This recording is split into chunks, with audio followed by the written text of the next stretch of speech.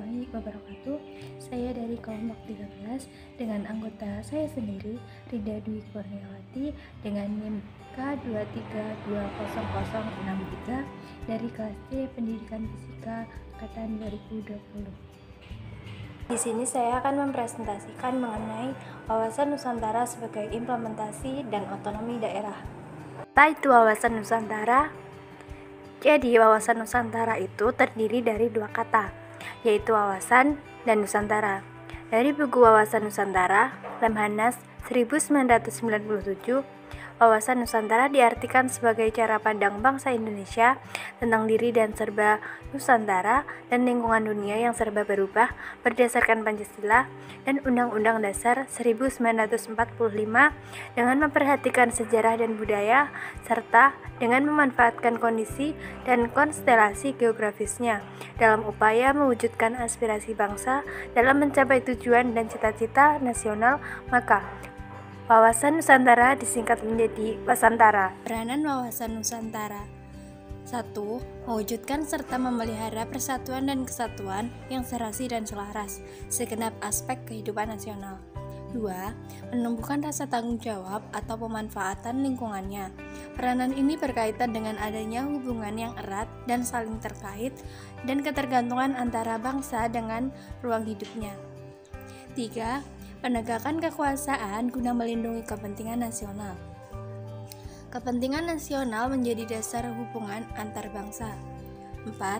Wawasan Nusantara berkaitan dengan otonomi daerah.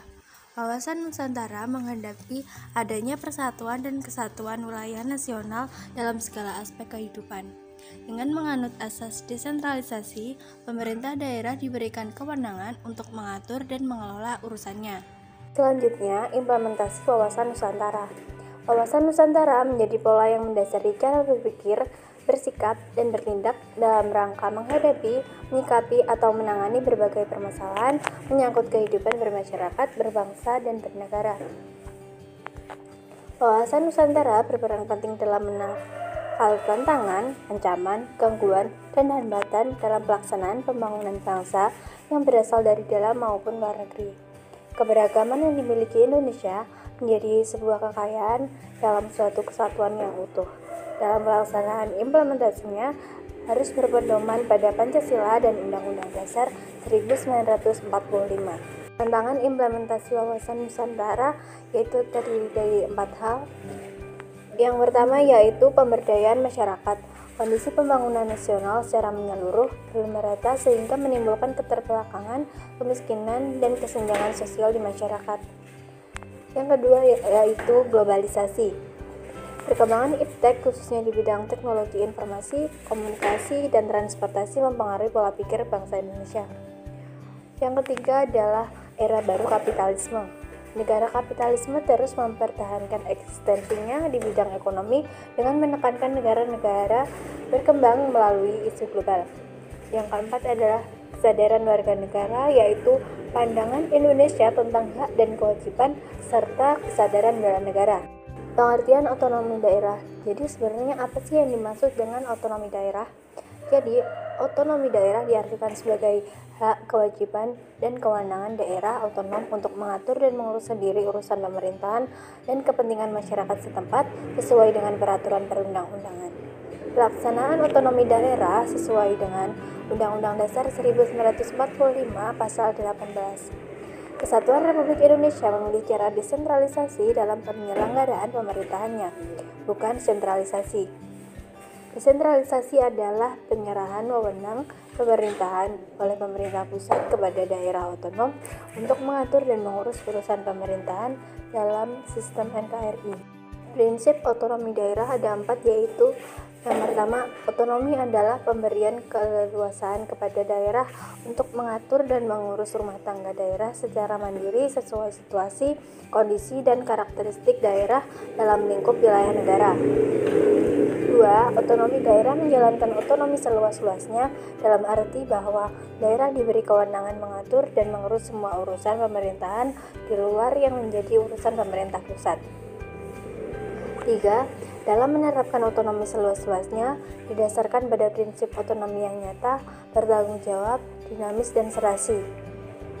Yang keempat, dalam menjalankan otonomi daerah, baik pemerintah pusat maupun daerah memegang teguh prinsip berkeadilan dan berkeadapan, kegotong royongan, membangun kesejahteraan daerah dan masyarakat, permusyawaratan, dan meniadakan ketimpangan sosial ekonomi serta ketimpangan antar daerah.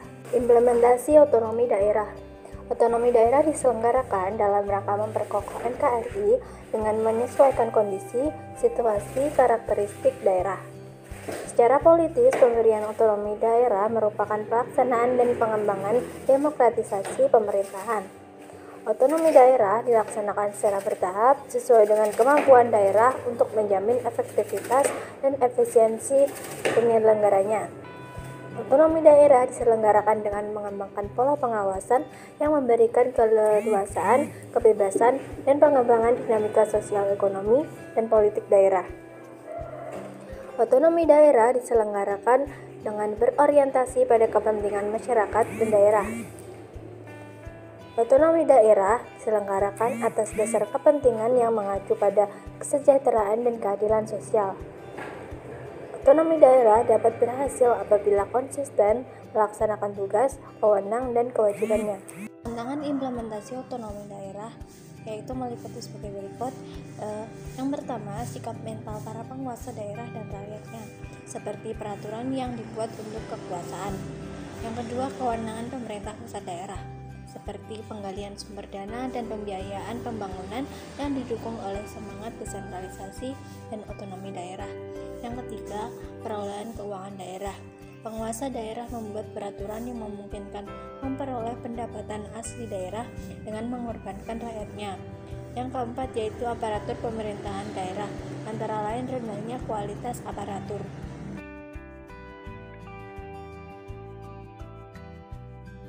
Sekian dari saya, bila ada kurang dan lebihnya saya mohon maaf. Terima kasih. Wassalamualaikum warahmatullahi wabarakatuh.